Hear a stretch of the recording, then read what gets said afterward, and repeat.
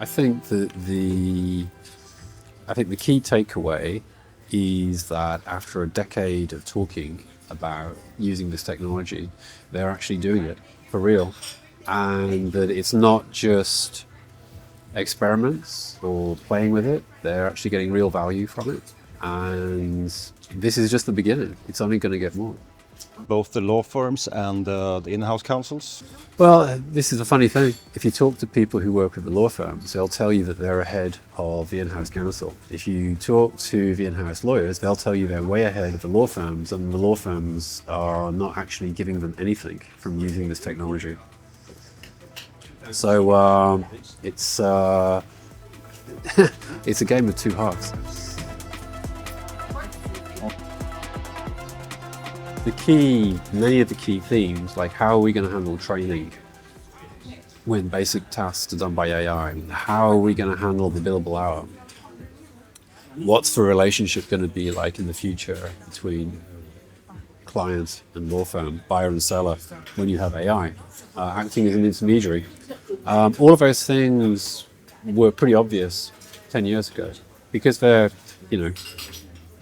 it's a train of thought.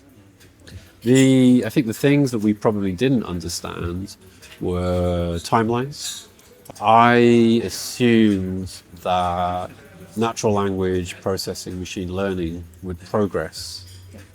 And the truth is it has, but actually the real change was transformer technology, which bizarrely was actually being developed at the same time, 2016, 2017, very early on. It's just very, very few people in the legal world, legal tech world, knew about it.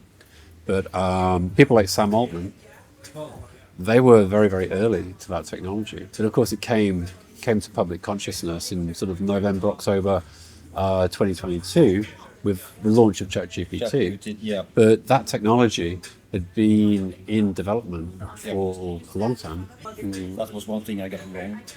So I didn't see that coming. No, I didn't see it either. I thought that law is built on text, natural language, English, Swedish, whatever. And I thought that we need to take all that information and rewrite it for machines, Yeah. code, and synthesize it.